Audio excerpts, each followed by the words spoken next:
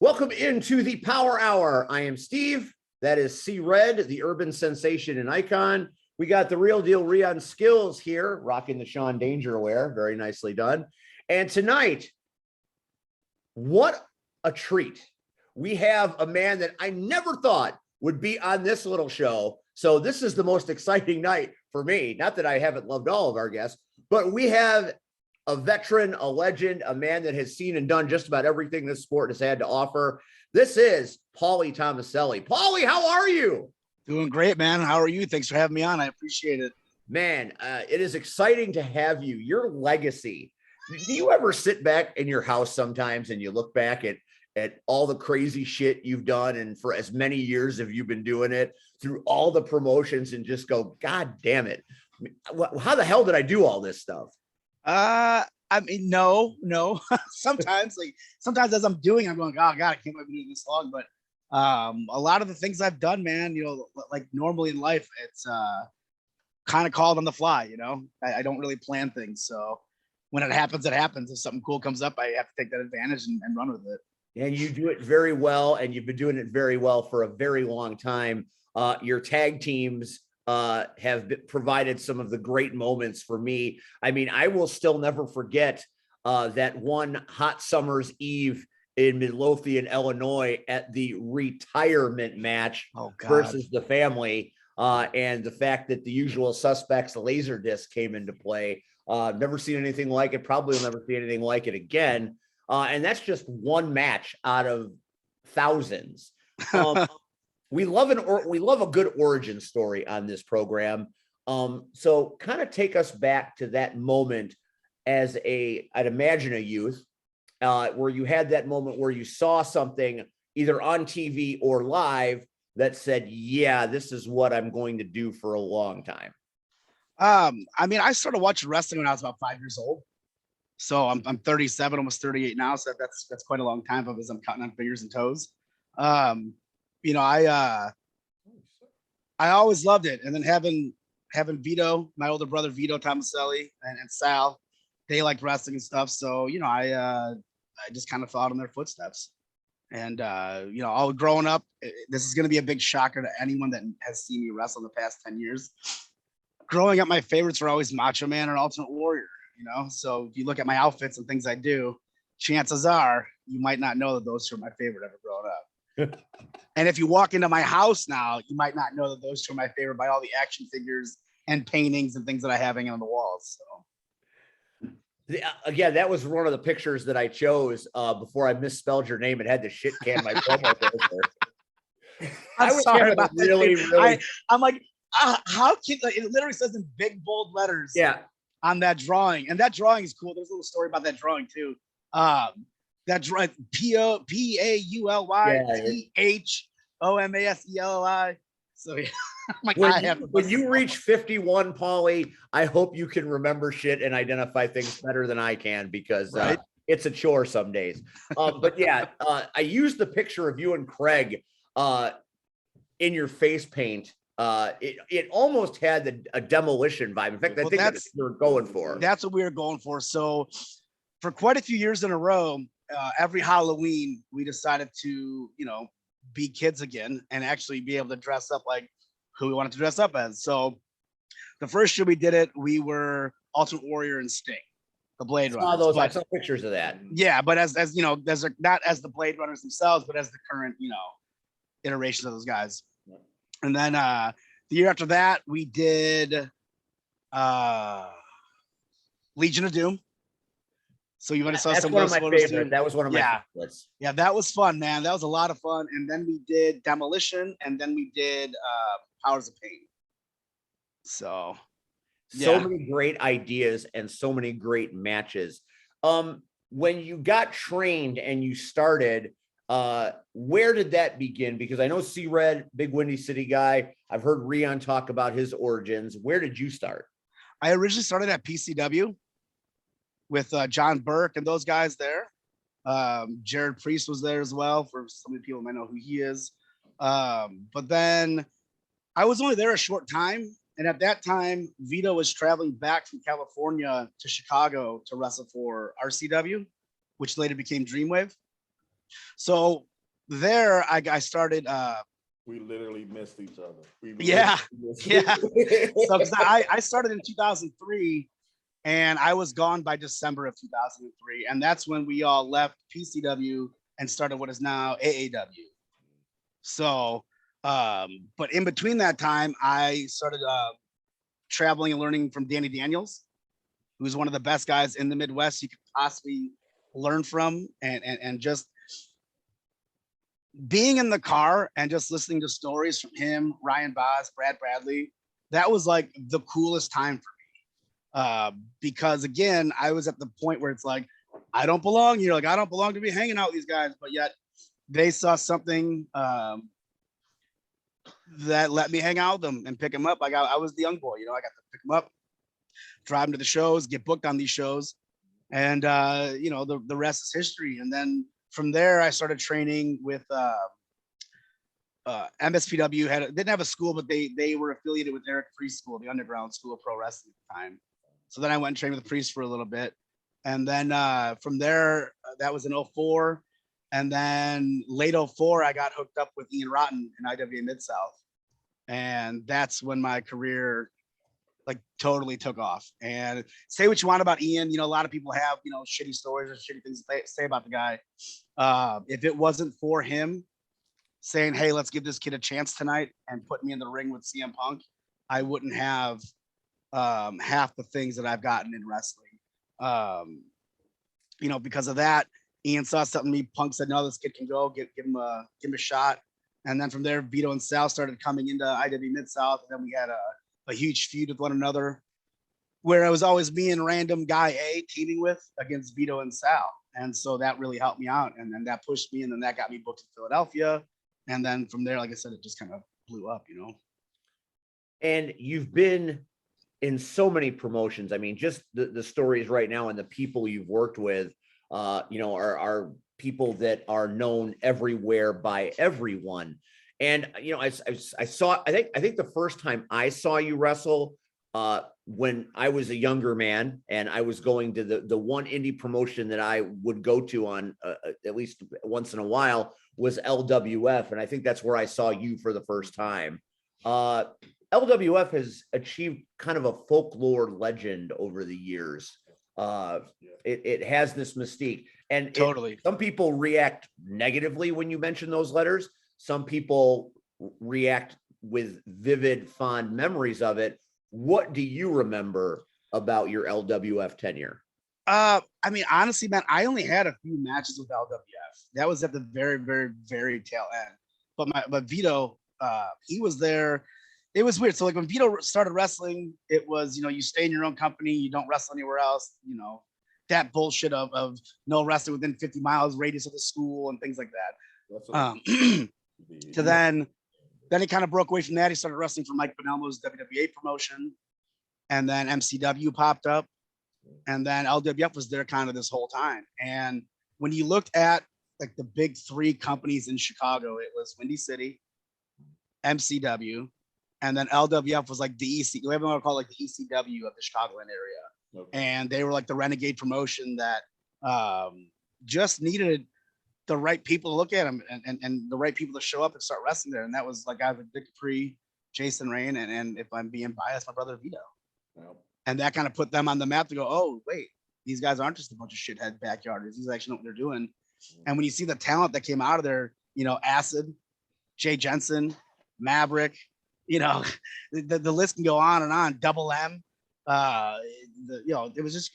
it was a really cool time, and those are a lot of fun shows to go to because you really didn't know what was going to happen because they were insane. They were insane and crazy, and that's all really goes to Billy Wack, the mind of Billy Wack, that the creativeness of that guy, which is I would say is untouchable to anything else. His creativeness is pure insanity, and I mean that in the nicest way possible. Like that's such a compliment because Billy Wack really is truly insane in a creative way. I 100% agree. I got a chance to sit with him for an hour just to chat with him. Right.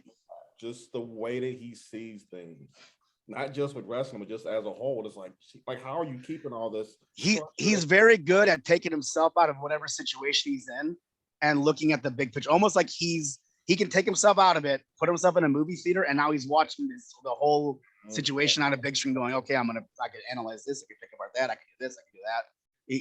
It's crazy, man. It's like I said, it's absolutely crazy, and nothing but good things about the guy. I do have to say. Yeah, Billy Whack is a freak and force of nature, and I'm still waiting for the Night of the Super Wrestlers, which I'm hoping finds its way to a venue near me sometime this calendar year. I will take a show off to go see that. Some of the things he's got cooking with that, they're absolutely insane. I got to see that. I said I would be the guy that pretends to be a wheelbarrow if I could work at a show like that. Whatever I'm needing, I'll be the garbage can man or whatever you need. That's awesome. Going to be a show that's ridiculous. I would be remiss, and Turtle will be mad at me. Nubby. Nubby will be mad. His name is not Turtle. His name is Nubby. If I don't mention Nubby Jones. Nubby fucking Jones. Yeah. Do you want to know how he got that name, Nubby? Yes. Tell us. Yes. Okay, because he was a he student. Romanticizes it and makes it sound cool. I know it's not that cool. There's nothing cool about that guy. You heard that, Nubby? Nothing cool about you. So he was a student at Elite Pro, and before all that, he was, I don't want to call him like a message board tough guy, but he was a guy that was on ChicagoWrestling.com back when that was a thing. Tough guy. Yeah. He was on ChicagoWrestling.com critiquing shows almost like he's Dave Meltzer. Right? And he was. That you got that. We have that now. We can use that soundbite forever. He was, and his name on ChicagoWrestling.com was Prime Time Pimp. Prime PTP. Oh, give me a goddamn pen. Oh, give me a here's your paper. Write this down. Take these notes. I have to do commentary with that bitch on one of his matches, and Crime Time Pimp is being used. Yeah, not Crime Time, Prime Time. Prime time. Prime time, yeah. Like prime time TV. So he would critique matches and stuff like I said, like he thought he was Dave Meltzer. And then fast forward, now we're at Elite, the Elite Dojos, they call their school. And I recognize him because I remember him from LWF shows. And he had, remember that Triple H jersey that they sold, like that gray, and it had like the 3 H's on it, like Gothic type font. He had that, but instead he, with duct tape, put PTP on it. Just cover the H's. Yeah. Oh. Yeah. So now, fast forward an hour at the dojo, and I'm like, holy shit. I'm like, Vito, do you know who that motherfucker is right there? And he's like, no. I go, he goes, the guy that can't get anything? I mean, yeah, the guy that literally can't do a forward roll. That's Prime Time Pimp. No, that ain't him. I'm like, that's him. I remember him from LWF shows. And he's like, all right. Losing everything. Yeah, little T-Rex arms. Can't do a fucking forward roll. So T-Rex arms. Oh, I don't have to work at commentary next month. I just have to sit there and read these notes. T-Rex arms. Little child arms. Fantastic. So, that was my first impression right away. It was like, F this guy, thinks he knows what he's talking about. A lot of people still feel that way, even to this day. But I will say, Travis trained at Elite for 6 to 9 months, I hear. I will say that, long and short, he is a really good dude. He is a really nice guy. But outside looking in, not knowing who this person was, I was like, we're going to make him throw up today. Like, that's my goal. I'm going to run him till he throws up. Like that's how it is.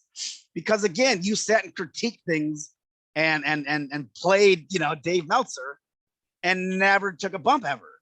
And now here you are trying to take a bump and you can't even do a forward roll. And to me, that's like negative day 18 shit. Yeah. So in my notes. I got that right there. It's got the notes. So yeah. So then, I remember, I'll never forget. I'm like, come on, Prime Time Pimp. You can't even do a forward roll. And his eyes got like the size of like grapefruits, like, oh no. Busted. I've been outed. Like, oh no. So, and I want to say it was like Vito, or it might have been Acid, or someone's like, you're not a pimp. You're just nubby. Look at you, you fucking nubby little stubby arm guy or something. It was something like that. It was so long, I don't remember, but it was along the lines of like, you're a nubby person. And then Nubby just stuck. Then he became Nubby Jones as a referee and stuff. There you go. That's why when I came to GPW the first time and everyone's calling him Turtle, I'm like, who's this Turtle asshole? Like, that's Nubby. No, don't put him over. That's Nubby. How dare you? So to this day, I call him Nubby. To this day, I wake up and even Jack Carpenter, I'm like, yo, Mohawk Jones, what's up? A few times a year that I see him, like he's Mohawk Jones because that was his name. Name. The only person to keep their Jones name was Justice Jones. So. No, and we remember Justice Jones. Yeah, a lot of people do. Yeah. Yo. This is the moment where I bring in C Red because obviously coming from Windy City, he has got probably an incredibly good working knowledge of your career. And I always like to hear what a guy that's been around probably about as long as you have has to say in regards, because you guys are both similarly tenured. Red, what do you remember about Pauly? so what I remember the most. So of course, guys talk. So they were like, yeah, that Pauly Thomaselli, he's Vito's real brother. And it was like, oh, okay. So I never got to see him work until IWA Mid-South. Okay. And at that time, that's when I would still go to shows, I would try to be in the background, not, make a spectacle of myself because of the fame, Windy City. And the first time I saw him work, I was highly impressed. And I was like, oh shit. The next time I saw him work, they got invited as the Iron Saints to the East Coast. And I now know how it's ran, but I still didn't like the fact that they didn't win. I mean, like, I was legit pissed. Like, Talking about the King of Trios. yeah. Yeah. Like, because I wanted the hometown boys to win. I'm sorry, I wanted the hometown boys to win. The hometown boys did win that year. They were from Philadelphia. Well, of course, but no, I wanted my hometown boys to win. So when we fast forward and we're at Elite, again, I already knew who Pauly was, but I didn't know how fucking hard Pauly hit. Like, you see people and you're like, okay, it's kind of snug, okay. But I watched him in a match and I'm just standing there because we go on later and shit. And I'm like, okay. And I don't know whose ass he kicked, but he, like, when I said form, pow, like, I'm like, shit, mind me not to take that shit. The best feud ever to me, in my opinion, outside of my bullshit, the Soul Touchers did, was Pauly Thomaselli versus the now Jay Washington, but at that time he was called Trauma. No, he wasn't Trauma. Remember, he wasn't Trauma. Yeah, he was. No, he wasn't. At Elite? No, he wasn't Trauma. Yes, he was. No, JD Hughes. Oh no. There's the name. JD Hughes. Are because you he sure was, about that? I'm positive right. because he was the bodyguard for Kimberly Cash and Cash Incorporated. Yes, you're right. You're right. Like Mr. Hughes. Yeah. Right. Yes. And man, him and I had some fun times, man. Dude, they battled for that belt. Fuck a belt. Hey, it was the world television title, because the first time I defended it was in Canada. So I'm like, oh, it's in a different country. I can call it a world title now. And he did. But I didn't. I'm thinking, okay, I get to see My close friend wrestled another friend. Okay, great. All right. And we watched this shit unfold, and we're like, fuck.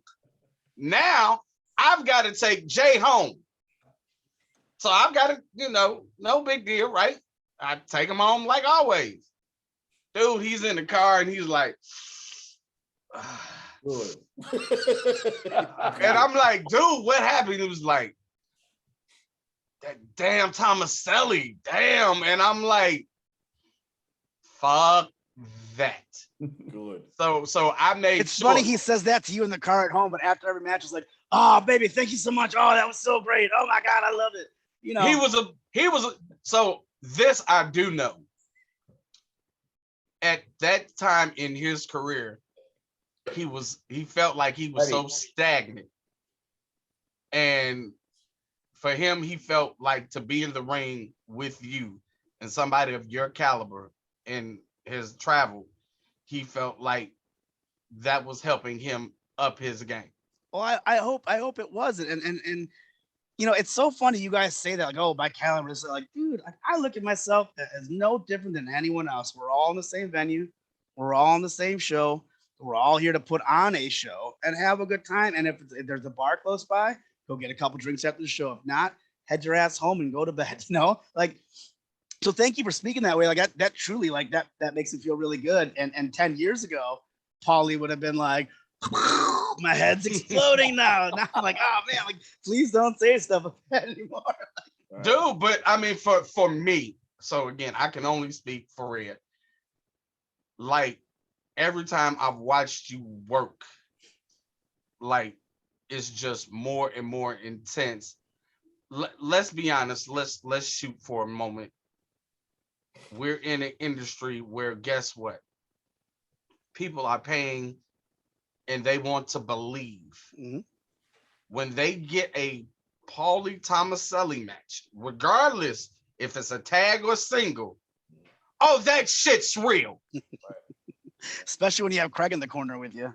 Oh, fuck that. Then that's just, fuck that. No. I told everybody, they was like, and this is seriously, somebody wanted to book me and Miles versus you and Craig. And I said, I want to do that. I want to see that. I said, fuck you. You want to know a little secret? You want to know a little secret? It would all be at work. No one would know the difference. Just sell, baby. Just sell. See, I'm gonna sell right the fuck out the door. First form, bow. Oh, roll out the ring, grab my bag. Fuck it, I'm gone. Fuck a payday that night. Listen. I would show up and make it to where we could do a vignette, and just that would be the payoff. Would just be a vignette of us recreating the promo from Elite.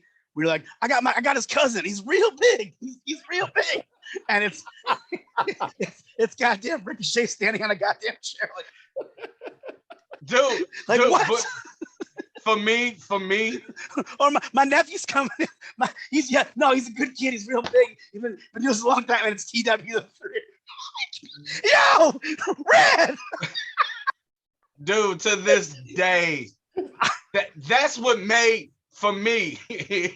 And I see you crying over there. Ooh, he coughing and he crying. Ooh. People don't understand the magic we had at Elite. Like the promos alone. We got time out. Red, we got time out. I see it. There is one Elite Pro show that I went to that both of you were on. The only confusion that I have is because all three Thomasellis are on there. I can't remember which one was which. At the time, I was the good-looking one. He says that all the time. And the one probably wearing a singlet because that was the fattest one too. So. Okay, all right, okay. Oh, so that's how you identify. It wasn't enough. He's handsome. Now it's a singlet. So the reason I bring this up is because those two matches, because it was a singles match and then there was a tag match with you guys. I was probably in the singles match then because usually I was the singles guy of the three. Okay. Then because it probably was against Jazz, Acid Jazz. If that was the case, it's Acid Jazz. Because that was the match that I saw was Acid versus one of the Thomasellis, and then Thomaselli's going for the tag titles. Okay. And Jared Priest had actually brought me over there to just kind of, just check the show out. We were both free. It was my first year, like officially at PCW without like being a part of the roster. And I just remember seeing C-Red because I had never seen you guys like all at once. Mm-hmm. So seeing C-Red come out with as much energy as he had, and then seeing the Thomasellis, and I mean the Thomasellis as a whole, just as stoic as you could possibly be.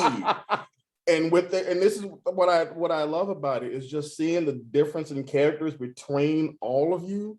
Those are the two things that those two matches stuck out with me. Short of Strychnine coming in the main event and like wrecking shop, just watching those matchups, I was like, that's when I started to notice who the Thomasellis were, as well as the Soul Touchers. Thanks, that I was like, holy crap, because I didn't know anything about you guys. I was like, what the fuck is this? Yeah. Beyond score. Hey, he started. C-Red started. Let's get that out. No, Pauly started. Pauly started tonight, not me. Pauly started. The thing about the three of us, man, besides like all being ribbers and messing with people constantly, but when it comes to wrestling, Vito has always been like the cerebral one. Like he comes up with the spots, he comes up with ideas. He was always the business guy for us to get his bookings and take care of things. Sal was your technician. You're straight up, and he was also your guy to punch up your spots. Like a comedy writer will punch up like a movie script. Right. Sal was your punch up guy to where like, hey man, I got an idea for this. You go, okay. Well, why don't you if you're gonna do that, do this, but start with this and then lead into this and then finish that. You're like, thank you. And then for me, I was the one that made us look. I was the one that made us look good with the gear. And then I was the one that was able to just listen and sit back and go, what do I need to do to be the best?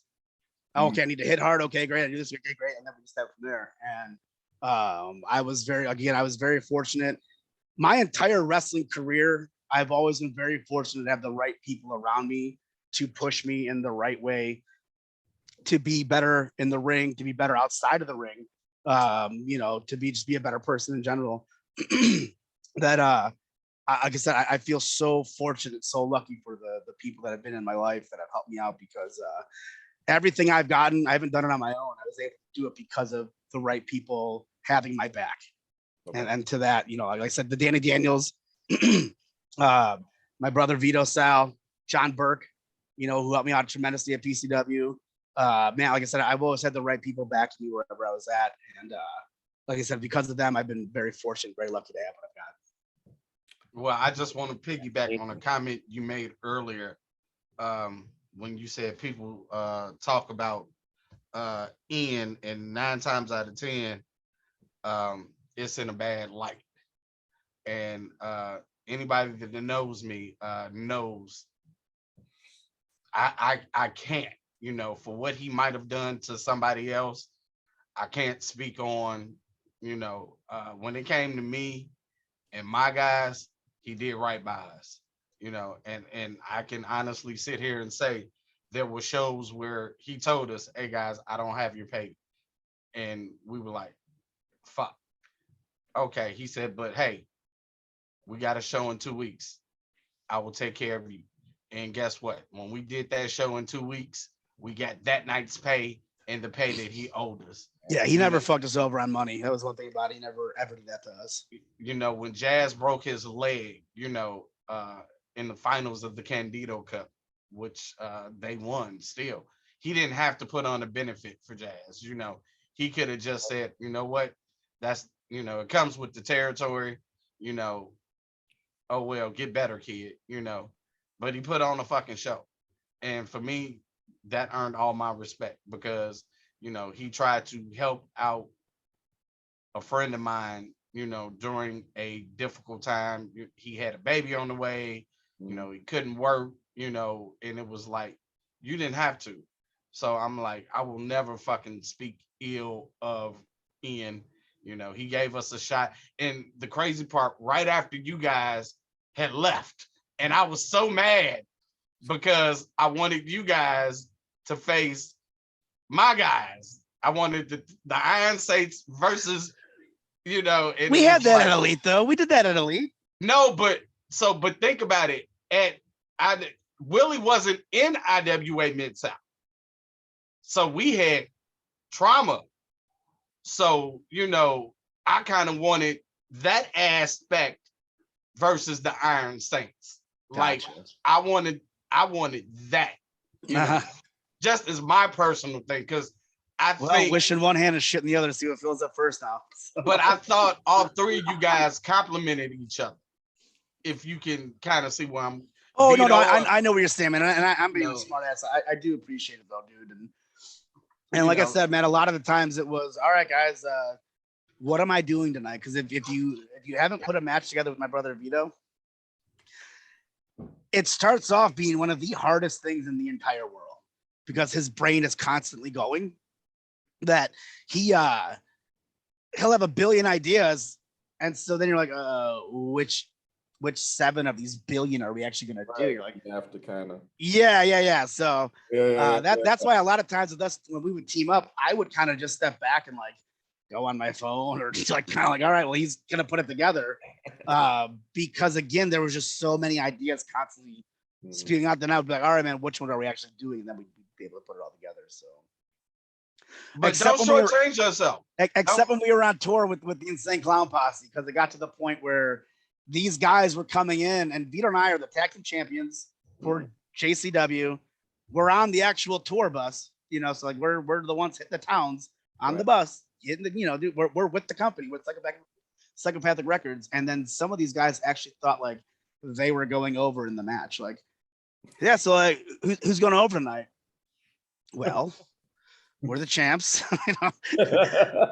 we're on the bus with the tour, so we are, you know. So yeah, no, it got to the point after 30 some odd days, or you know, about midway through, Vito's like, Brandon, you know you just do it, just put it together. You know the structure. Tell me where I need to be. Okay, great, no problem. I'll let you know when we're done. Yeah. But that's why I'm saying don't ever shortchange yourself, because I've heard you put together matches. Yeah. And the way you think, I think by you being with Sal and being with your brother, you kind of took from both of them and you made it your own style. So I've heard you, because again, the Elite locker room wasn't that big. No, it never really was. Especially in Stager. Oh, that tiny ass little stage.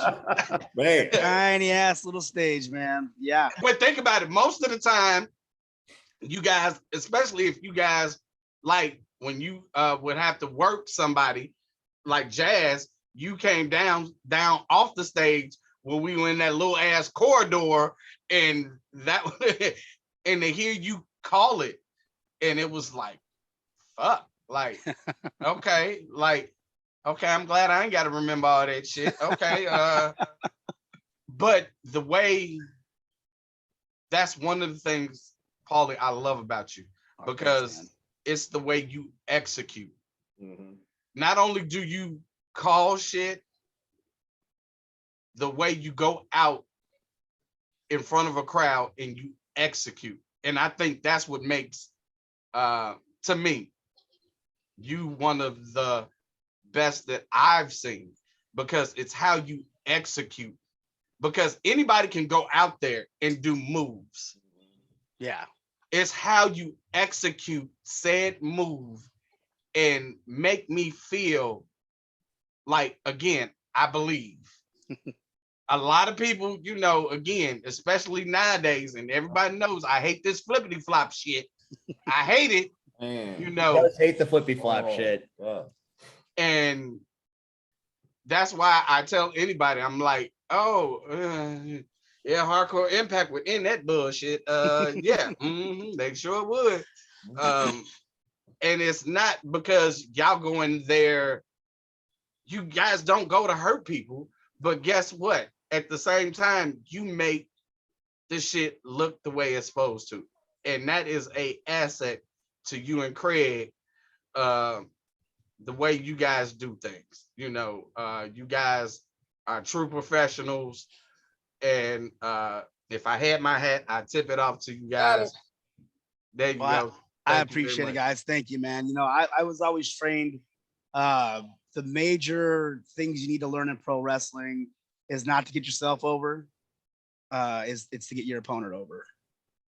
So when you bump for someone, when you sell for someone, when you get hit by someone, you need to register differently for everyone.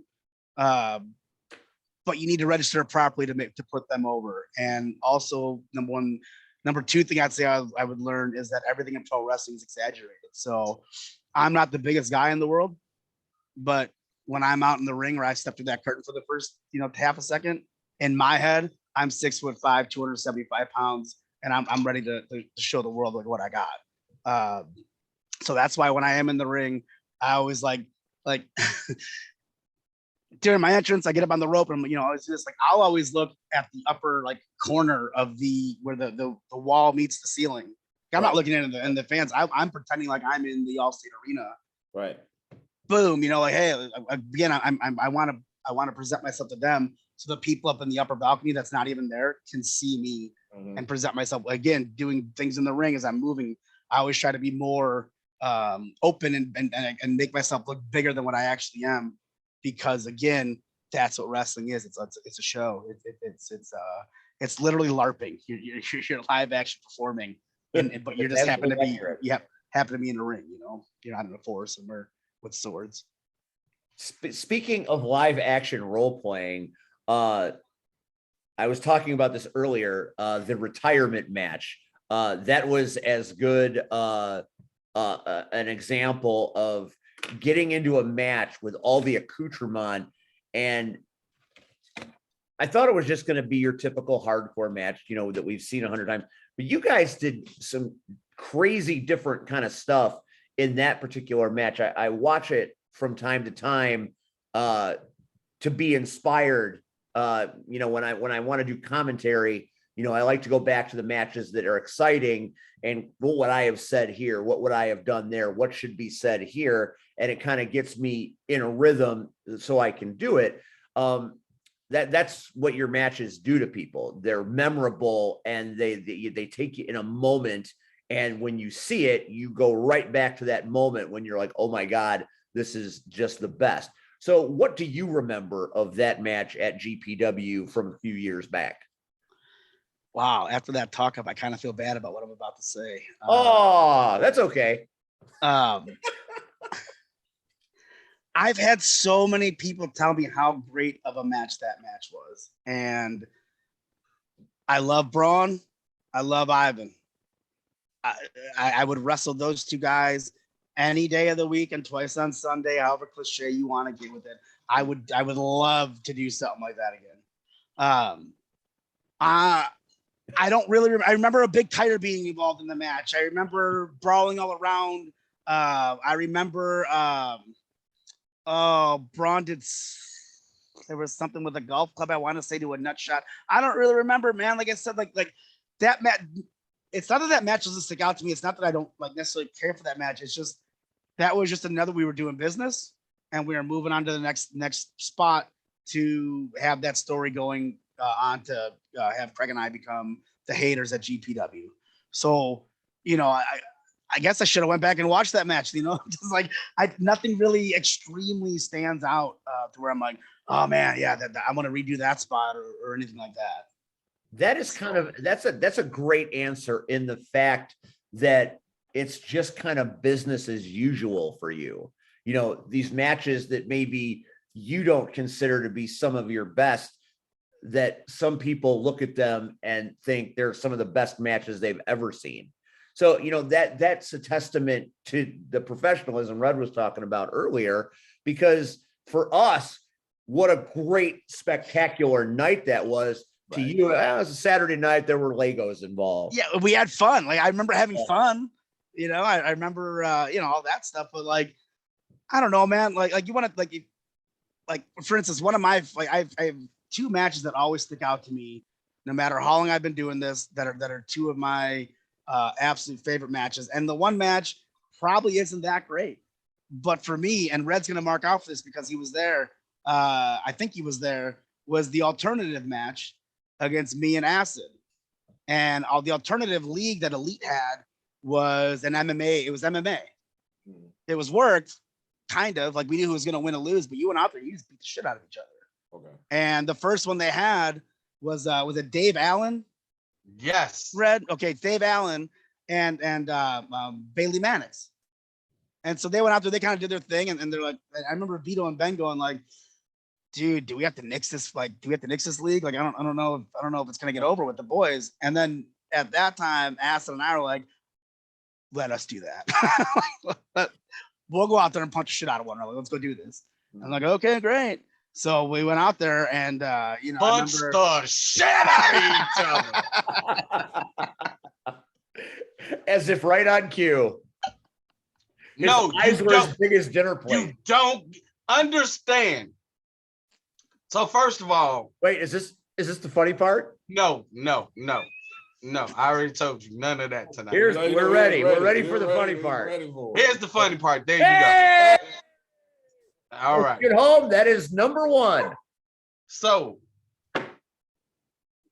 I will give Ben and Vito, I'm forever indebted to them for the simple fact they came up with the concept of the soul touches. Yes, we ran with it. Yes, we took it, but it was your guys' talent of doing it that made it get over, So yeah. I'm not saying don't give them credit, but it took credit to yourself too for making it work. Well, and again, like I said, I have to put that out there because I am forever indebted to them. But the way they thought of different things to do and how to do them. So when they had this concept, yes, that first match that you just brought up, it was like, well, it wasn't terrible, but I don't think it wasn't terrible, but it wasn't. It was it pro definitely wrestlers. wasn't you and Acid. It was pro wrestlers doing MMA. Right. Okay. I mean, am I wrong? No, you're not wrong. Yeah, it wasn't two guys that were ever really trained. I mean, Bailey's trained. He knows what he's doing. But I don't think Dave Allen really has any MMA training or any sort of martial arts or wrestling background that I know of. Right. So, but if they went out there, they did the best they could. It wasn't the greatest match out there, but it was all right. But at that point, we were like, let's go out there and beat the fuck out of one another. Okay, yeah, we can do that. And that's what I'm saying. So to kind of peek through the curtain and watch, like, oh fuck, that's a real right fucking hand. Like, fuck, like that's his face. And you start to see, like, Mike, if Acid, if you see this, I'm sorry, but like red spots on his face, and it was like, fuck, like it's starting to swell. Like they are beating the shit out of each other. And it's funny for us. We said, all right, don't hold anything back. We have padding on our fists, so don't hold back. We're fine. But let's work in some cool shit too. Like every time British Bulldog, they'd have his arm like in the arm bar, and he would lift him up and power bomb the guy. I'm like, I gotta do that. Like I'm a Bulldog mark, so we have to fucking do that one. Right. Any stupid little thing like that we could like figure out how to do, we were gonna do it in that match. And so for me, that was just a lot of fun. Plus, as an amateur wrestler and having an amateur background, I love and I miss wrestling. That's why I coach to this day. Like because I love wrestling, man. And not as much as I love pro wrestling, but I love the sport of amateur wrestling. I just love knowing that even though you're on a team, it's still you and one other person. You're out on the mat, and it's up to you to go out there and win, man. And I can do so much as a coach, but it's up to you to go out there and be the best you can be to go out there and win. And I just, man, it gets me going. Like, the other day we're at practice and we're just working with the kids and stuff. And the guy I coach with, he's actually a teacher at the school where I coach, at the middle school I coach. So he has all the Bluetooth passwords and things like that. He hooks his phone up to the Bluetooth in the room where we wrestle at. And Eye of the Tiger came on. I was like, I go, Brett, I'm gonna smash one of these kids. He's like, Thomas, don't do it. I'm like, oh, no, here we go. Yeah, go, come on, baby, let's go. Yeah. So it gets pretty bad sometimes, man. But I get excited. I can't help it. Man, but I don't know if you remember. Me and Willie used to have this thing. So we were watching you guys' match, and we did this. And that means this ain't in our contract. I've seen that. I've seen that a few times. Like, nope, y'all ain't paying us enough. Nope, nah, nah. So again, you know, that's just one of the elite memories that is like, and I still got all the footage upstairs. And it's one of those things where, you know, we'll send these guys that match so they can see it. That was awesome. I want to see that was it. a lot of fun, man. You said that was one match, and you said another one. My all-time favorite match, and there's a couple stories out of it of getting to the venue and things like that, but was in Philadelphia, ECW Arena. It's at Best of the Best 7, I believe. Okay. And the opening round, it was me versus Vito. And at that point, we had already been feuding at IW Mid-South. We'd beaten the shit out of each other more times than I can even count at this point. And as we were driving out there on the 14-hour road trip, which Red knows how that is, you know, especially when you're in Ohio and it's, you know, 6 a.m. and you're like, oh, God, I just wish I was home right now. You know, so we're driving out there, and I remember Vito going, hey, man, let's do something different tonight. Like, okay, yeah, what do you guys like? Let's not beat the shit out of one another. Okay, whatever, that's cool. So we plan our match, and we were inspired by like RVD, Jerry Lynn, you know, where they would just do all their chaining and flip, run spot, and then back to it, like, you know, change. All right, let's do that. And then he goes, yeah, you know, and then we'll end it and then go into the heat. You know, I'll stop, bip, and then, you know, go for something and I'll cut you off. We'll go to the heat. All right, cool. All of that's going perfect, man. Perfect. Absolutely perfect. We give the spot we're supposed to get a little bip in, and my brother cocks back and hits me as hard as he can. Literally, I go, we're doing that? We're doing that. I thought we were doing that. I thought he goes, yeah, we're doing that. Like, no, we'll fucking do that. Come on, let's go. You got to realize something, but pause. You got to realize something. When you're in that arena and it's packed and the electricity of the ECW arena, I don't care what company is running in that venue. It's the electricity of the ECW arena where you are just like, I cannot believe I'm here. Mm-hmm. And then the crowd's biting on every little thing you're doing. You want to talk about having a wrestling boner? Oh my God.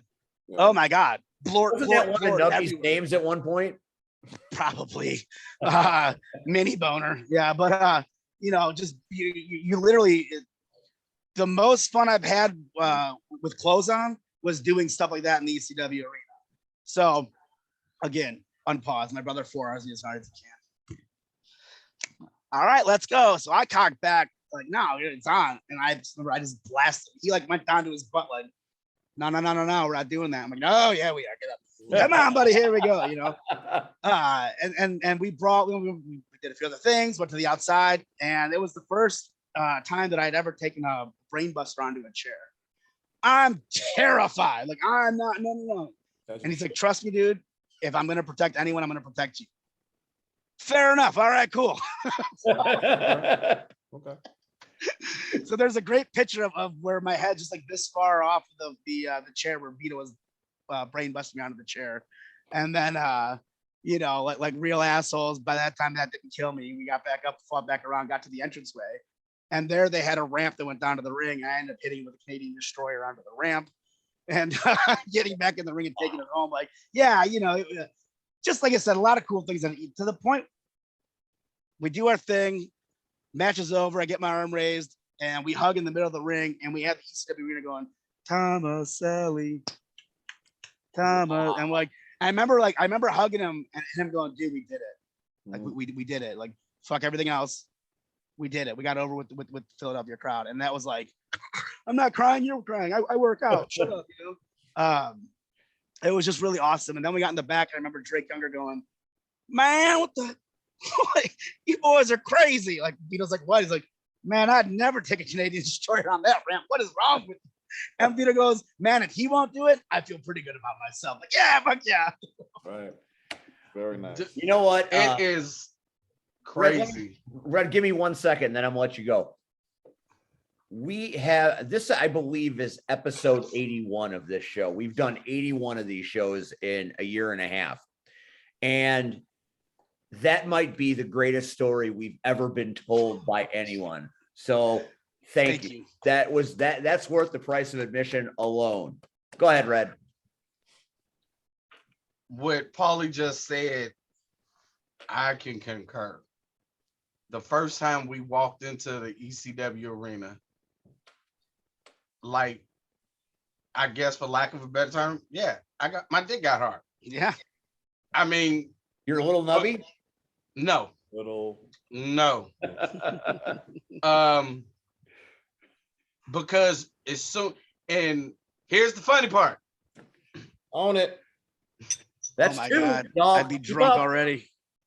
That's why I'm not doing it tonight, Paulie, because we did that 2 weeks ago, and I was drinking Jose. Oh, I've already thrown up in my mouth thinking about it. I should have gone black. The red's a little By the time I got done, I got my lemon water, so I'm feeling pretty good about myself. Oh, I'm drinking something. Never Anyway. put myself above the people that watch this show. If they're drinking scotch, so am I. So, we park in the back, we get out, and it looks like nothing. It's a shitty venue. Like Right. they revamped it now. But like when we were going there, it was a shitty venue. Well, our last but it time was there, cool. they Like didn't do it. I remember watching like we were on the upper balcony area and we're watching, and my brother goes, Vito's like, dude, you realize we're in the crow's nest right now? No. Holy shit, yeah. Yeah, I mean, it's the little things like that, like, oh man, that's where Tommy Dreamer got chokeslam off there. This stupid little shit. You want another funny story about the ECW arena? There's a photographer there, I believe it was from CZW, it might have been PWU. It was one of the companies there. For some reason, we were always lucky enough to be able to work all the companies, even though like certain guys only work for one over the other. And however it worked out, we had Chikara, we had CZW, and we had PWU. And I remember we were there, and at the time I wore like the Butcher singlet or the Taz singlet, and I made a black, silver, and orange. Our gear was black, silver, and orange that night, and we're taking promo pics, and I'm doing my poses, and the guy's like, "Why don't you just cross your arms?" And I had a little mohawk at the time, didn't think anything of it, and I pose. My brother goes, "Why the fuck you do that?" Why? What do you mean? He goes, "You realize you just did Taz's photo? Wearing black and orange. Go shave your stupid mohawk off, asshole. You're done. You can't do it." Dude, oh, that's fantastic. That's fantastic. to walk through that back door and see the banners hanging, to know, and for me, it was a big deal. All of these international stars and world-renowned people that were going to be there that night. And just like you and your brother got that same reception, we got that same reception. Mm-hmm. And when we got it, I couldn't believe this. Just like you, I couldn't believe it. Like, we're just four guys from Chicago. Like, yeah, you like instantly turn into Wayne and Garth going, "We're not worthy. We're not worthy." Exactly, dude, because we were like, and that was the second night, and we lost. And for 700 plus people to stand to their fucking feet and chant, "Please come back." Yeah. And that's like, big, man. That's really big. That means you did your job. Dude, but we thought we didn't do anything special, Doesn't matter. But then the next night, for who knew, but for Willie and Marche to even actually get in the ring with the Young Bucks and hold their own was like, fuck, And it was like when I pulled away that night, and we headed back to the airport, like a piece of me fucking like died because I couldn't believe the whole weekend I was in the ECW arena. Right. You know, before I got into the business, I was the guy that there was a newspaper stand downtown Chicago. I was real cool with the owner, and he would give me a tape every week, whatever was on ECW, because we couldn't see it here. Yeah. So I watched the tape every week, like fuck, and I watch it over and over for days, and then give it back and wait for him to bring me a new one. Yeah. And it's good stuff, man. Like, it was fun. I'm here, you know, and you know, people talk about, oh, I want to be here, and fuck that. That for me, I'm good. And people always say, well, but you didn't do this, and you fuck that. Yeah. I was in the ECW arena. I got over. My team got over, you know. Yeah. That was it. Yeah. And I'm like, and then when we came back to Elite the next week. And for all you guys to give us a standing ovation, that meant the world to us. We were proud of you, man. And you were representing the company in a whole, you know. So it's like, if you guys got over, we all got over. Because all that would do is lead to an opportunity to keep things going, to have a working relationship, to get more of our guys out there to do things. So, you know, you went out there, you did your fucking job. So that's all we could ask for. You know, it's awesome, man. Again, we owe the Thomasellis and Ben Jordan a lot, because you guys didn't have to do that, especially that night. You know, you guys could have just said, oh, good job, pat us on the back, you know, but to have that little meeting and then for all you guys to stand up and applaud us, it was like, well, again, man, you guys got yourselves booked out there. Okay. Think about it, Elise. You guys got yourselves booked out. You then represented this company. You went out there and you rocked it. You know, Vito always says it's easy to get booked anywhere. It's harder to get rebooked. Right. So from that point, you guys went out there and rocked it, and you got rebooked. So of course we're gonna give, you know, be proud of our boys that went out there and rocked it and did the best they could. That's awesome, man. So it's well, again, but that's how it's supposed to be. But let's be honest, Paulie. A lot of times, and no pun intended, there are haters. You know, that, you know, oh, fuck those guys, you know, we could have did better or whatever. And yeah, they're not being haters, they're just being jealous, man. You know, so they're just being jealous. For such a little podcast, we have an awful lot of haters. But they're the guys that'll sit there and say, oh man, like I should have been there. Well, what were you doing to get there? Like Vito used to say with the students all the time at Elite, at the Elite Pro Dojo, when they were mad that they weren't getting booked on shows. Instead, okay, you think you're ready? Yeah. Perfect, man. I love hearing that you think you're ready. Who should I stop booking for you to take their spot, because we only have so many spots on the show? All right. Okay, good. Get back to practice and shut the fuck up. All right. You know. Right. So anyone can be a hater. Anyone can sit there and talk shit about anything that you're doing. It just goes to show that they're jealous, man. They want what you have, but yet they're not willing to take the next step to get where they're going. You know, like it's always like step one, good idea. Step two, take a nap. You know. That's all it is. Write that down. That's all it is. well, speaking of haters, let's transition into Pauly Thomaselli. You at one point were the PAL heavyweight champion, correct? I thought we were going to talk about the haters. You literally just said, speaking of haters. You just swerved you. Red yeah, does like, that a lot. like Red oh, hey, we're swerves talking a lot. about, you know, the haters. Oh, but now you're PAL heavyweight champion. So you work for PAL, correct? I do work for PAL. Yes. Here we go. Buckle up. Steve, take it away. Well, I want to hear about the haters, the tag team. I don't want to talk about PAL. Fuck the Mark shit. Let's let Steve do what he wants to do. Yeah, right. Let's let Steve do what he wants to do. Said nobody ever. The thing about PAL, you know, and Red, you and I have been talking about PAL the last several weeks. You know, we've been down this rabbit hole for quite a while now, having tasted crutches and chairs and kendo sticks and the bottom of Jimmy Blaze's boot. In the name of defending something, like I said, we've talked about it. They weren't there for me. So now, I'm going to POW. And everybody's like, well, you're going to POW to be part of the war. No, I'm going to POW to watch a fucking show. I don't have to work March 5th. I got an open date. So I'm going to POW to watch POW entertainment because I've been running them down so long. And I realized in all the times I've been running down POW during this little war here that I've never actually gone to see a POW show. So that kind of makes me a hypocrite. So now I thought maybe since SCW, my last show is this Saturday, go to March, go see POW, see what they're all about, see what they're doing. And, who knows? So what is your experience in POW, Pauly, and why should I love it? Oh my God, I feel like we're in that meme where it's Spider-Man talking to Doctor Strange. He's like, oh, we're using our superhero names. Hi, I'm Spider-Man.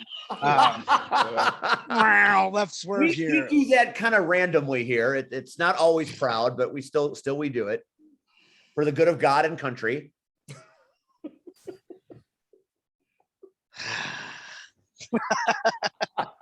Why should you come to POW and what?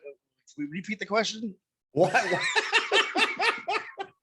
So I was there in GPW when the haters came back after I'm shit canning. I'm shit canning the whole thing. No. I'm not. I truly wanted to know. I have horrible short-term memory. I was curious as to what. I just want you to repeat the question. Why should you go to POW? Yeah, why should I go and enjoy a POW show? What is it going to over SCW or well, what, no? I'm over SCW. Those wounds run pretty deep. Yeah, me too. That company blows. I didn't say it. I didn't either. Obligated one more time. I felt. Jesus Christ. No, man, POW. I just don't want Jeff's ham hock. I don't want Hunter's ham hock hitting me this weekend. That's all. Tell Hunter I said shut up. It's at work. No. At POW, what I like about POW, man, is it's you really do get a full spectrum of pro wrestling on the show, and I say that in the sense of you get younger guys, you get guys that are there that have been doing it now a few years that are going to give you a good match, that are still really hungry, and then you get the guys that have learned how to work and go, okay, we're going to give you a good match. You might not get every little flippy dude out spot or every high spot that I know how to do, but you're going to get something. You're always going to be entertained, and you're always going to get something. You're never going to leave there going, I should have just bought that DVD and stayed home. You're never going to get that. You're always going to have a good time. I'm driving all the way to Wisconsin. I'm sure hoping that's not what I want to say on the way home. I wouldn't say I'm driving all the way to Wisconsin. You're literally going over the border 10 minutes. It's still too close for comfort. You're still in Illinois as far as I'm. Look, I can almost throw a rock from my house and hit the venue, so it's not that far. Makes me feel a little bit better. Yeah, I'm not driving anyway. Little Nubby is, Mini Boner. Oh God, Nub's coming to the show. T-Rex arms. He's my driving buddy. What can I tell you? Is he trying to get booked as a referee or something? Hey, Jimbo. Hey, remember that time? Yeah, I can ref, right?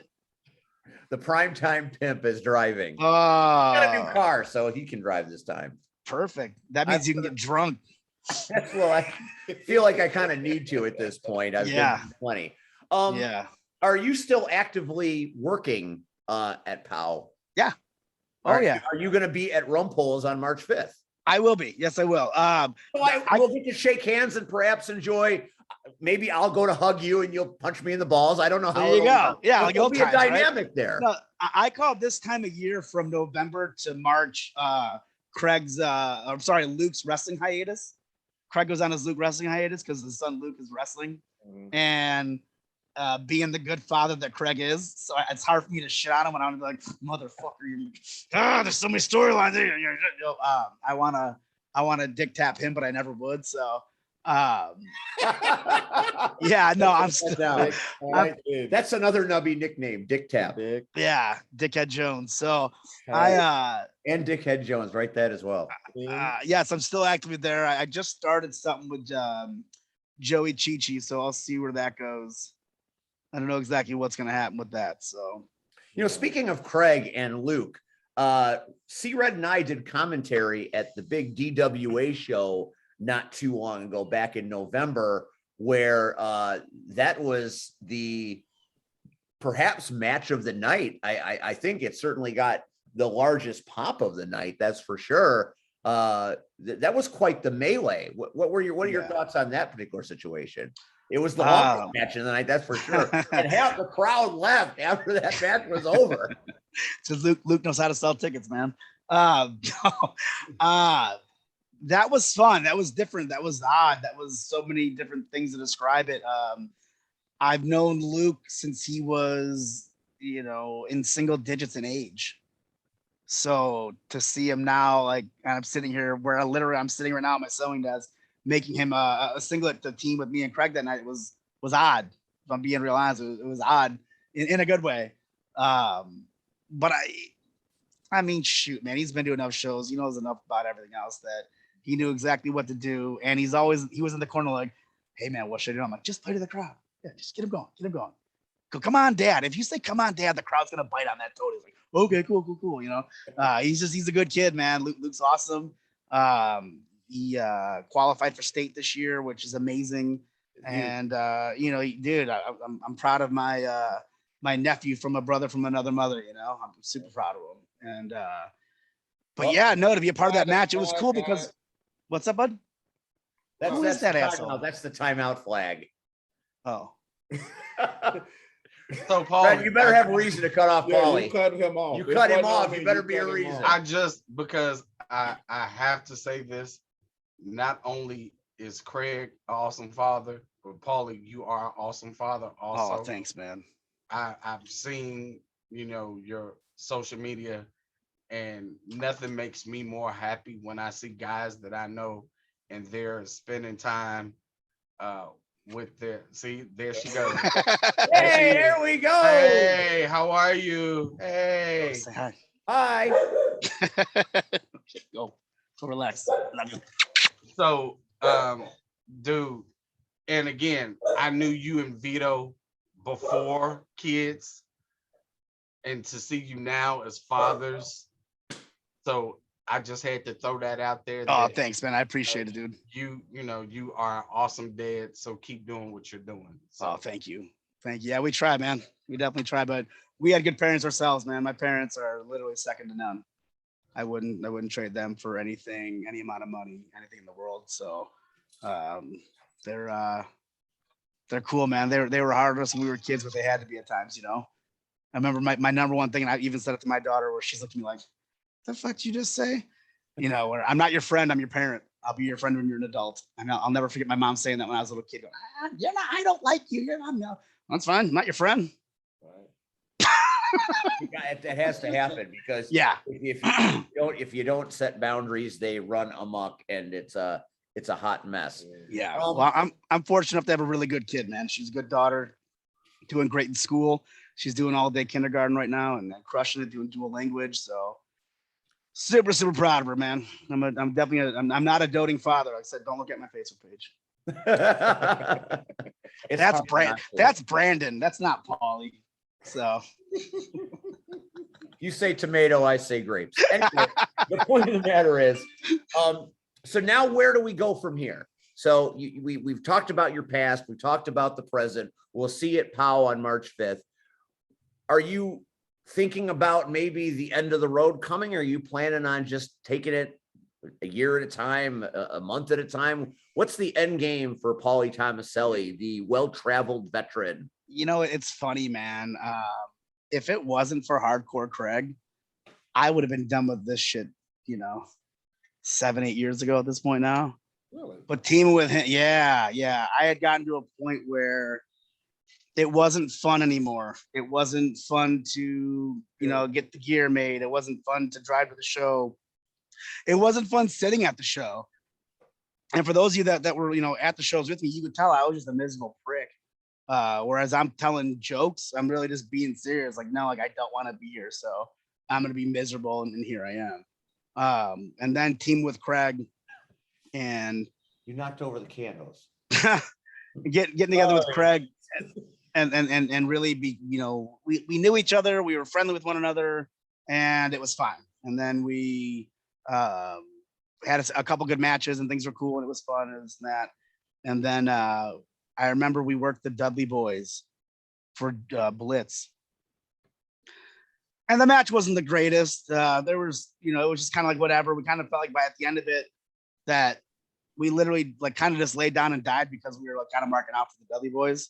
As you should. And I remember we kind of went like, no, like we it could have been better, you know, it could have been a lot better. And it's not so much the jobbing, like we didn't care about that. It was more how we presented ourselves in the match. So then I'll never forget this, man. We had the Dudley Boys in August, and then that coming of January, we were booked against the Bullet Club. And again, awesome. You know, how do you go? How awesome would that be, right? And Craig and I talked, and we said, listen, like we're win, lose, or draw. Again, none of that matters, but we're gonna go out there and we're gonna do our best to put on a fucking show. And sure enough, man, we went out there. We had an amazing match. And then it was funny because they had literally flown back from Japan, and earlier that week went and did their drug testing for WWE, but they couldn't tell us what company in the States they were going to go work for. And then shortly after that, they appeared on WWE TV. Just like after we wrestled the Dudley Boys, a few weeks later, they were on WWE TV. So Craig and I started thinking there was something wrong with us, that like how are we getting everyone else booked in WWE? Right. Fast forward again, the next year we wrestle War Machine, and now they're a few months later they show up in WWE.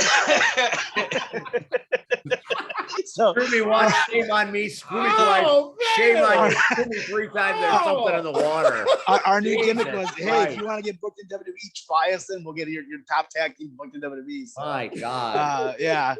Just Talk like, about wait a being second. born at a bad When are we time. getting? When the fuck are we getting booked? Yeah. And there's some hot garbage up there right now. So Yeah, sure. So, yeah, no, man. I just remember it's going like, you gotta be Rivers. Is like, we were gonna go into a whole feud with War Machine, right? Mm-hmm. We jobbed the belts that night. We're gonna come back at it one more time. We're gonna job him again, and then the third match, we were gonna finally get him back because then they were done coming into the area. So no biggie. This seems fucking great. And literally like a month later, hey guys, War Machine canceled. What? Yeah, they got signed by WWE. Like, come on. oh man. So, but talk about two guys you couldn't be happier for, and two of the nicest guys. Again, you can be more happy for them. You know, crushing it, doing what they're supposed to do, and just having a good time. You know. Paulie, Well, I this is, for one, Yeah, go I'm ahead. happy you didn't retire. yeah. me too. Thank you. Yeah.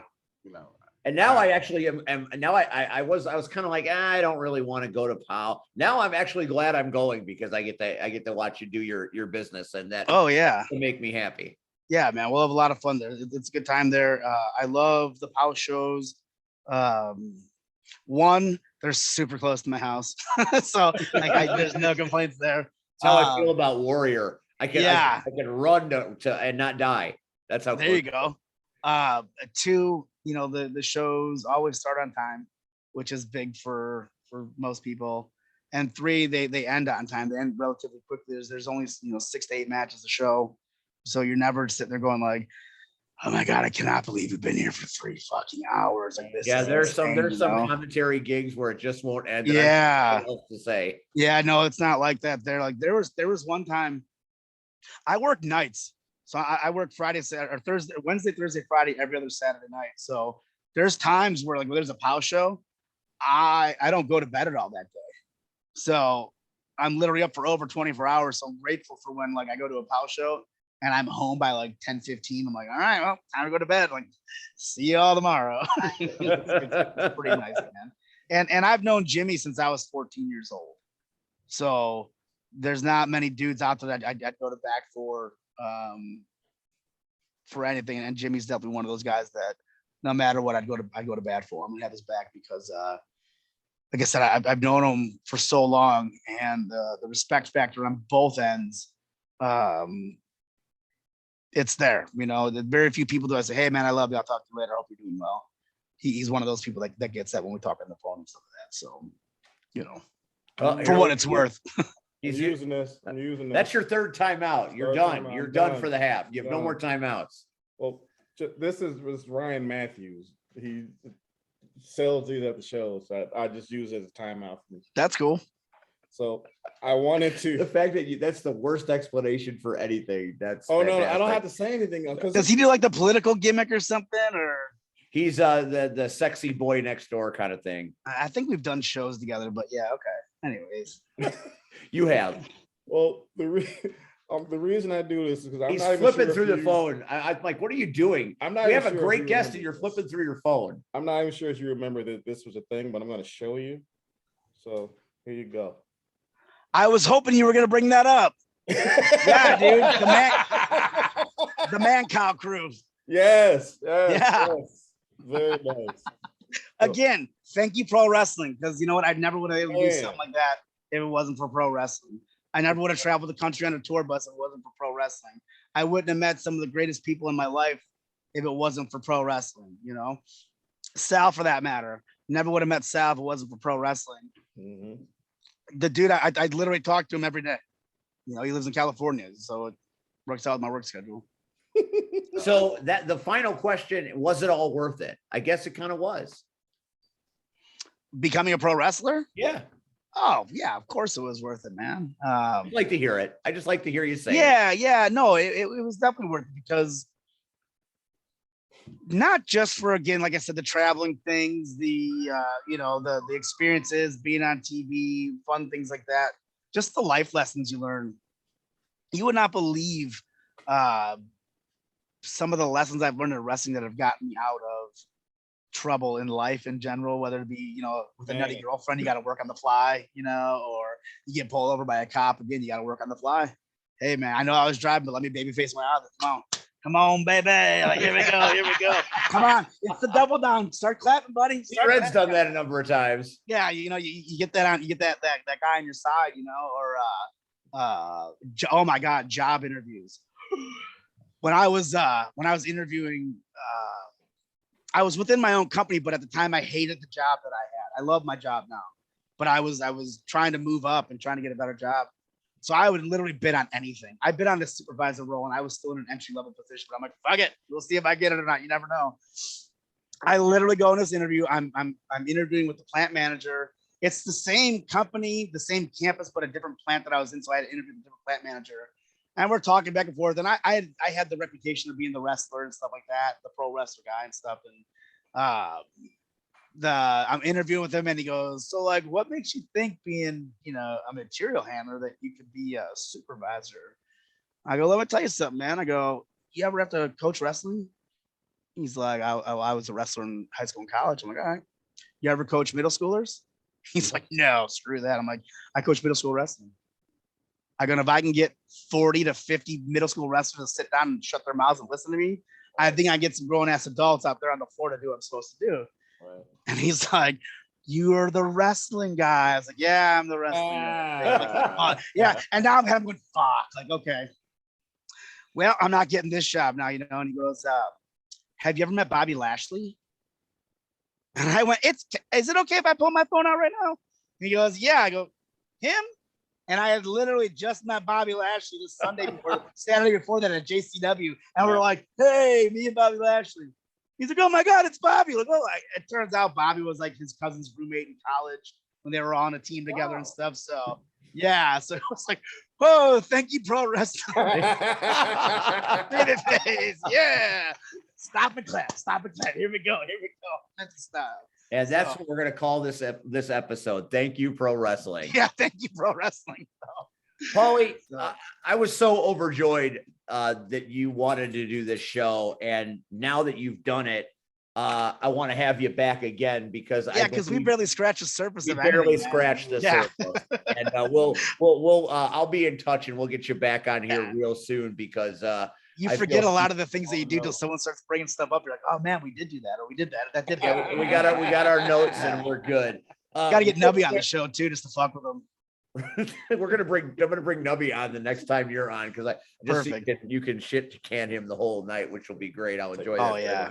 Oh, just the fact that Nubby would start talking. Shut up, Nubby. Yeah, and I would. No, he would be doing this the whole time. raising his hand. You have to give him. You'd have to give him the Ryan Matthews cutout. Pauly, would it be okay if I talk? Yes, go ahead.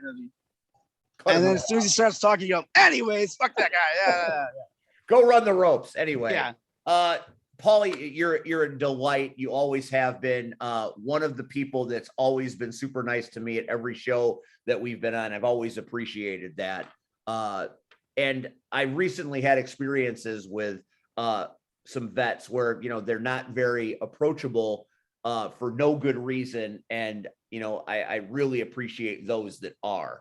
You know, when you're a fringe character, commentator, announcer, ring announcer, you know, and you're not one of the boys, it's easy to get overlooked on a regular basis, even when you're trying to do something for the good of a show. Mm-hmm. And it's people like you that give us the time of day that make a difference in our existence in this business. And, you know, you said we're all pulling the same goal. I think there are plenty of people in this business that I work with right now that don't understand that very basic fundamental.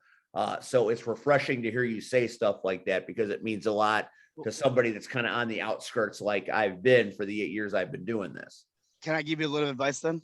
Please. If you feel like someone's not approachable or something like that, because as wrestlers, we all have the biggest ego on the planet. We always want to be put over no matter what.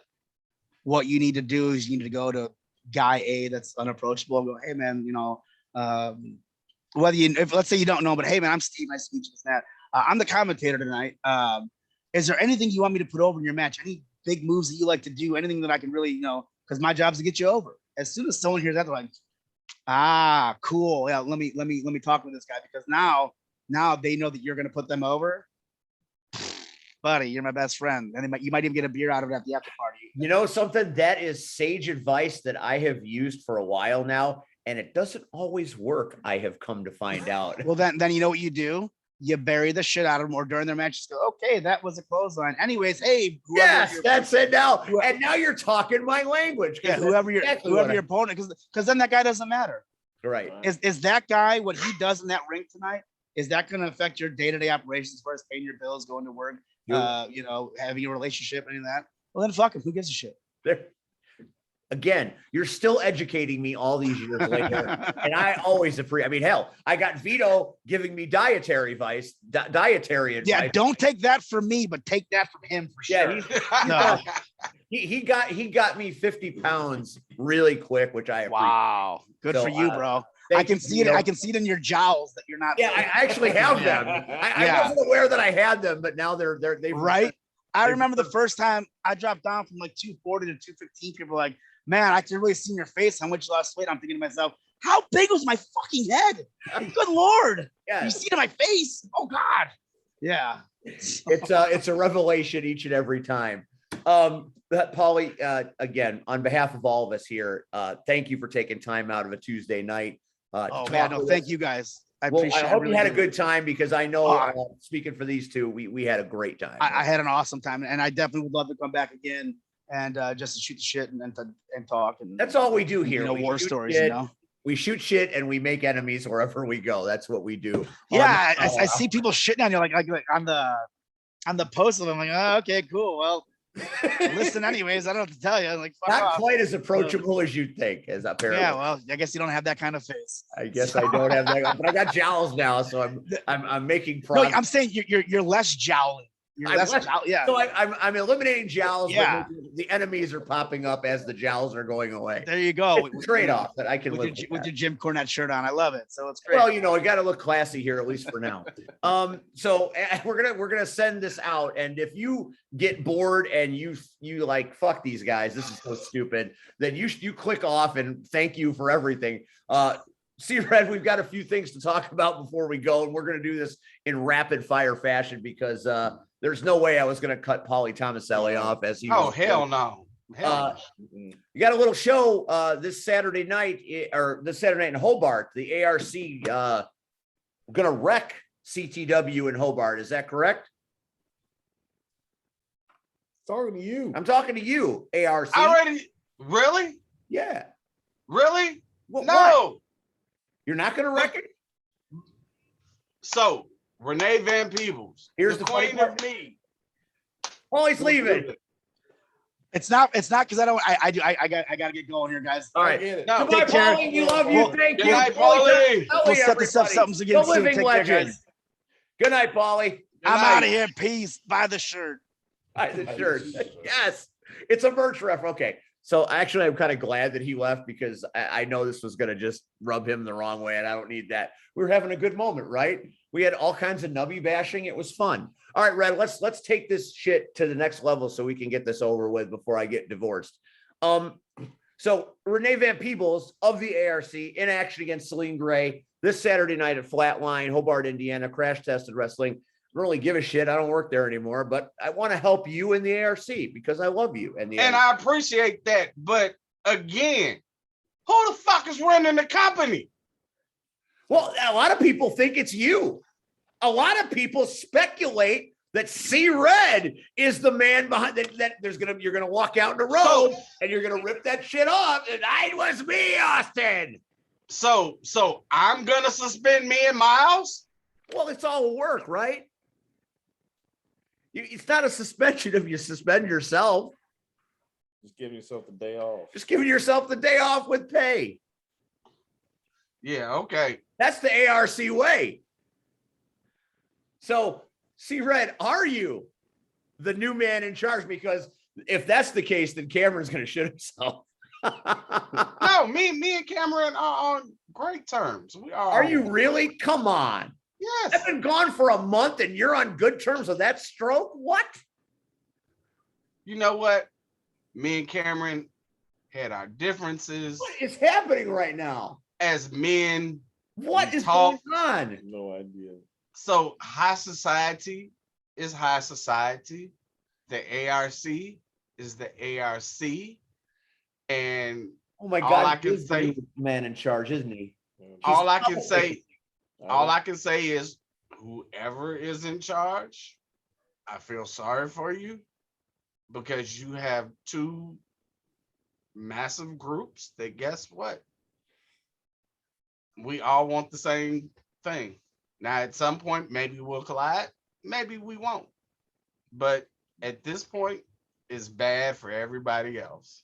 Well, whoever they have to fill that role, better have a strong constitution because there's a lot of shit that needs to be cleaned up. I mean, if I up and quit somewhere, it's a dumpster fire.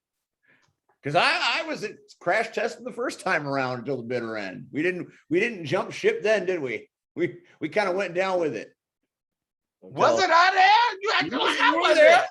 And yeah, I'm not going down with the ship. I recognize the writing on the wall that this certainly felt a little familiar. You know what would be great is if the new person in charge happened to be an evil genius. Wouldn't that be fun?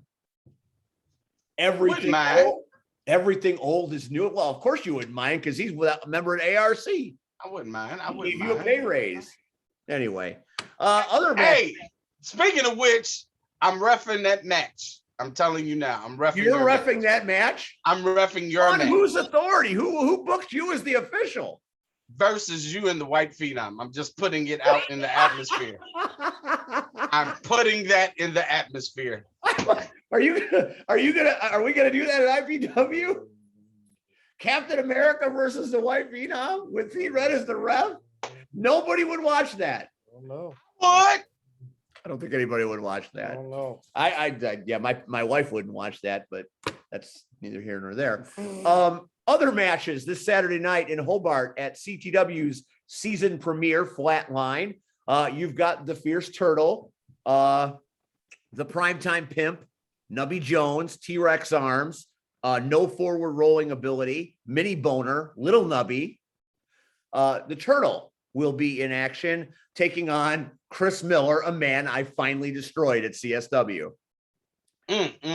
So that'll be fun. And then, of course, we have Celine Gray versus Renee Van Peebles. Renee came out and did her Renee things and ran her down. And Celine Gray is going to have an axe to grind. So that should be very spirited. The match of the night in sheer entertainment value, because I'm almost sad that I'm going to miss it. Being my last show at SCW in Shabance and all. is Marche Rocket versus Counselor Eric Schultz, because I've never got to watch a man kill another man in the ring. There's no way Marche Rocket doesn't kill that boy. Murder. It's murder. Murder is the case that they gave me. Thanks, Snoop. And now come on, let's segue into the Super Bowl halftime show. That shit was fucking lit. My kids, I'm trying to. My son is a big fan of rap music or hip hop or whatever they're. Well, it's the stuff that it's the garden variety today. So he was watching the halftime show and he's like, "Oh, okay."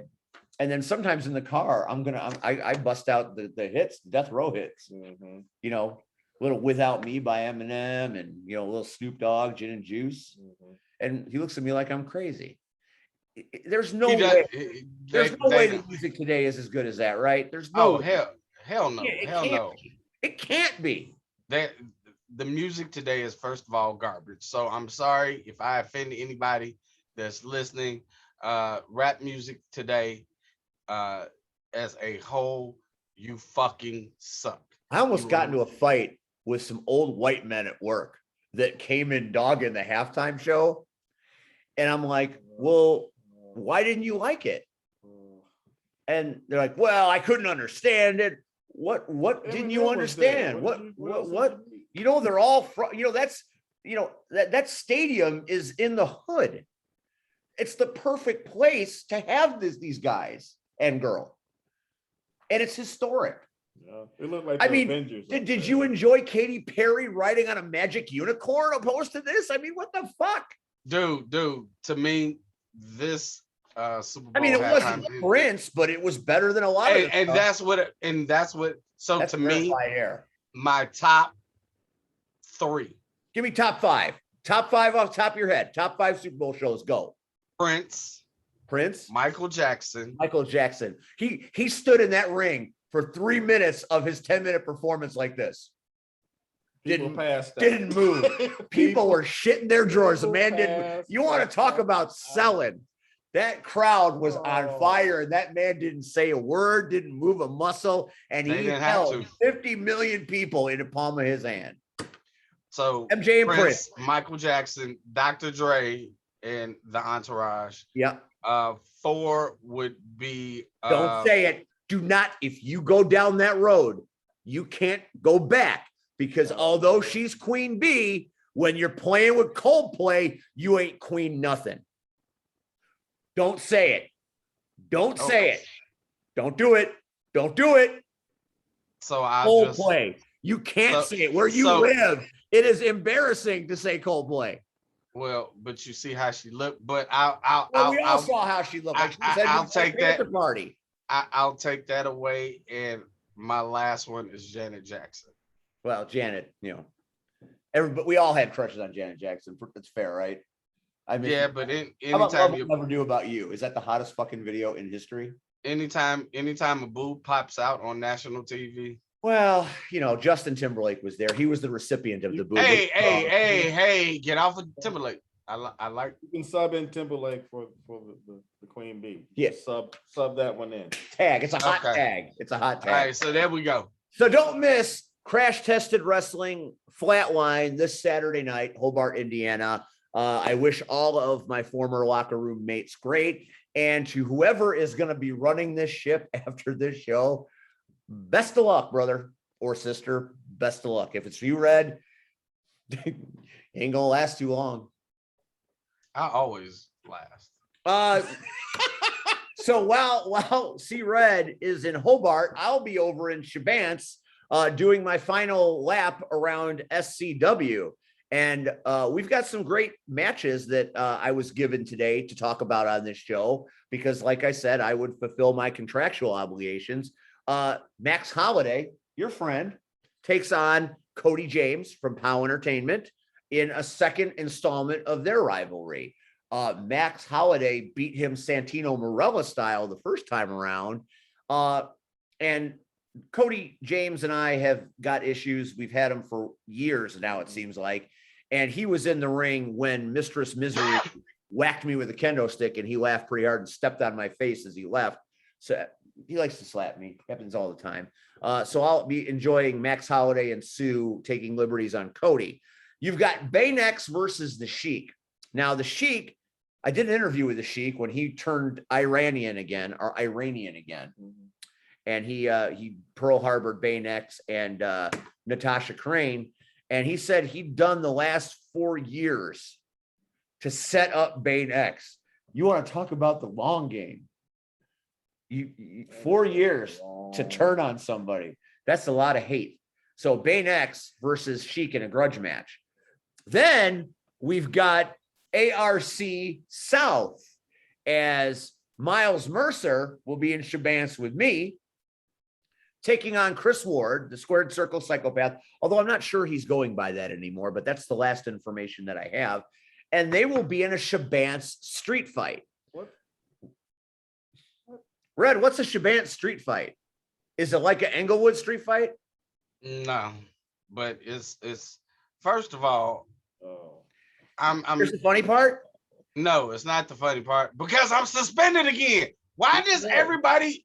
Okay, here's the funny part. Yeah. Why do I like? Why am I the villain? Like, what did I do that I gotta get suspended? Like, I didn't do nothing. You're suspended at Crash Tested. Yeah, You're suspended at SCW. yeah, Damn. damn, That sucks. Right? don't it? Do you know what it's like to keep opening the mail and get suspension letters? Like shit. No, I don't. I know might. you don't. But I might. Also, Evil Gains and Evil issued the open challenge. So some tag team. No, call it what the evil genius called it. Well, you call it that. Tell me what it was. I don't. It's the y'all don't stand a chance. Oh, the measure up challenge. Yeah, you don't measure up. Right. Open invitational. That's right. You don't measure up. I think they're going to take their penises out and measure. I think that's the match. I don't think there's any violence. And a lot of the ladies would like to see John Hudson's package, other than Mrs. Hudson. I'm just speculating. I'm drinking Johnny Red, man. Can you give me a break? Why don't you take over for a while, do some of the heavy lifting? I'm flying blind. Mini boners. And the Lunatic will be in action this Saturday night in Shabance, my final show. It's been a rough go of it the last few months at SCW for me, but I've been there a calendar year and I've had some really great times in this building. Terrific fans, great locker room for the most part. So when I get finished with that show, I might sit back on the commentary chair for a while and, watch them as they take the ring down and kind of think and contemplate about the last year and how appreciative I am that I got an opportunity to work there. Everything ends badly or else it wouldn't end. So my reasons for leaving are my own, but that doesn't mean I didn't learn and grow there and have some great times. So thank you, SCW, for what you've done for me. Thank you for the experience. Thank you for the faith and trust. And, I'm sorry that you didn't have my back when you should have. And it's water under the bridge. Final show, I'm going to be in a great mood, good spirits. I can't wait to get and start ring announcing and do the commentary. It's going to be a great show. I'm very excited to be a part of it from start to finish. That's this Saturday night. Last Friday night, CSW Roses Are Red happened. That's what this is my run sheet. This is what us commentators get. That's a run sheet. So we had a lot of fun. Some things happened, Red, that I don't think you'd be expecting. Like Vic Capri lost to Conan Lycan. I don't think you would have picked that. Conan Lycan is a young lion, and he beat him clean. It happened. The hell? Have you seen any of the footage? Because this month they did live footage from the event.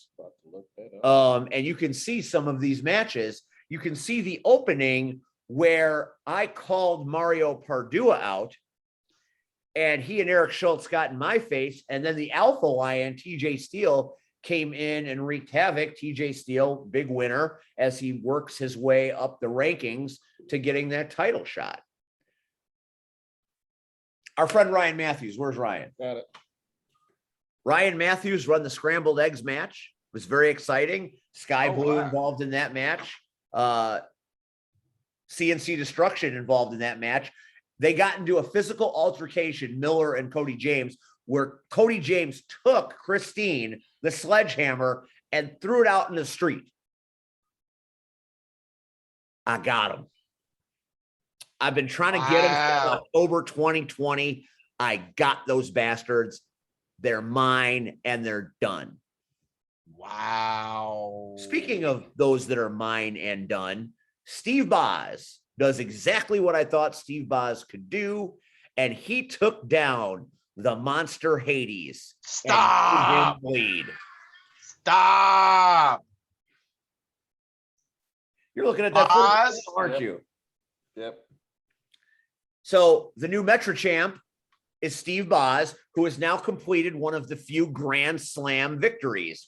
He was SCW or CSW champion, Metro champion, now tag team champion. He's held all the gold. That's rarefied air. Puts him right up there with MJ. Okay. Axel Rico upset by a man that you have told me you think is an up and coming superstar, Jax Johnson, who fired big business Levi LaGuire, now Levi McGuire Esquire. Yes. I think Jax got tired of buying business cards because Levi changed his name every 5 minutes. But that's okay. Jax John, I'll tell him that you're looking for him. In other matches, the Dope Kings retain their title. They win the tag team champions over the Cajun Huntsmen, Boucher and Marston. But it was a hell of a match. Marston and Boucher showed up and they showed out. Your boys still at it. Your boys need you. They're running amok. The Big Mood ended up winning their match, but Marche and Jazz fought out of the ring, out of the arena, out of the state probably. They might still be in the street fighting for all I know. Heather Reckless defeated Ashley D'Amboise. Now, Heather Reckless has been a fine champion, but Ashley D'Amboise was the first time I'd had a chance to see this young lady work. First time to see her live. First time I had a chance to meet her. And I was talking to Pauly earlier about superstars and their attitudes. I'm sitting at commentary and she comes up and introduces herself to the ring announcer, Wade, and to me and Stan, and the timekeeper, BJ. And she had a lovely conversation with us, telling us everything we needed to know, thanked us, and was as charming and buoyant as any superstar that has been on a television show that comes to work for you I've ever seen in my life. I couldn't believe it. Wow. So if you don't love Ashley D'Amboise at this point, look her up, give her some love. You can find her on AEW Dark. She travels all around the world. She gave Heather Reckless what for, and I can only hope that at some point she returns to CSW because she was a delight. She is a true professional, and she has the chops and all the moves. Terrific athlete. And then finally, Joey Avalon and Sierra lost to the international. What? So next month, Joey Avalon, Blanco Loco in a 2 out of 3 falls tables match. What the That's hell? the stip. So Wow. that's chaos. Sierra and Ellie, they have a stipulation too, but I'm old and I'm 3 shots of Johnny in on an empty stomach. It's either a strap or a dog collar match. I can't remember which. It's something that I was like, you're really going to do that? That's the stip? So I was, wow, that's pretty impressive. So don't miss March 18th. And if you don't come to see the great action, how about Hornswoggle? I've never had a chance to meet Hornswoggle. Have you? See, right? Have you met Hornswoggle? Yes. See, Red knows everybody. Yes, I he does. fucking hate him, man. No, you don't. He knows everybody. No, I do love you, but I hate that you're more popular and famous than me. But that's neither here nor there. So there you have it. That's the end of the Power Hour. And, we didn't really talk about JFW tonight, but we will next week, simply because I only got to hear part one of the 3-part. You know what they're doing? They took our show from last week and they're playing it in its entirety while they comment on it. Apparently Red took out a billboard in his head and is just living on this billboard rent free, because we get a 3-part episode. Each show is 45 minutes about us. How do you like that? Is that pretty impressive? That doesn't make any sense. Here's the funny part. Dude, I'm out. That's all right, me too. We'll pretend. Yeah. So that's it. Pauly Thomaselli, you're a beautiful human. Thank you for joining us on this fine evening. I had a good time. What about you, Red? Oh, Pauly was amazing. So again, I can't wait till we bring him back and hear. I want to hear more stories. I do too. I'll get in with him, and we'll get him in March, April. We'll bring him back right away, because we got so much more to talk about with Pauly. It's fantastic. It's going to give me great pleasure to tell you who next week's guest is, because this might piss you off just a little bit. Next week on this program, in fortuitous fashion, is one of the superstars that will be performing this Saturday night in Hobart for Crash Tested Wrestling. One member of high society. His name is Nick Diamond. So next week, Nick Diamond will be on this program. See that? It's the reaction I hope I was going to get. So don't miss the Power Hour next Tuesday. You know what? I welcome everybody. Does welcome everybody. So we'll talk about Flatline. We'll talk about who the new boss is, and we'll talk to Nick Diamond. Should be a fun show. Thank you, Rion. Hope you enjoyed your Pop-Tarts. Red, as always, you're the best there is, the best there was, and quite possibly the best there will ever be. Don't ever put that tagline on me. Come on now. No, I think I'm cute. Yeah, I know I'm sexy. Michael's all the way, man. He's all the once again, I'm wrong. So just tell JFW that I'm wrong yet again. Good night, everybody. Thanks for watching the Power Hour. We will catch you on the flip side next Tuesday night. Thank you, Pauly Thomaselli. You rocked. Good night, kids.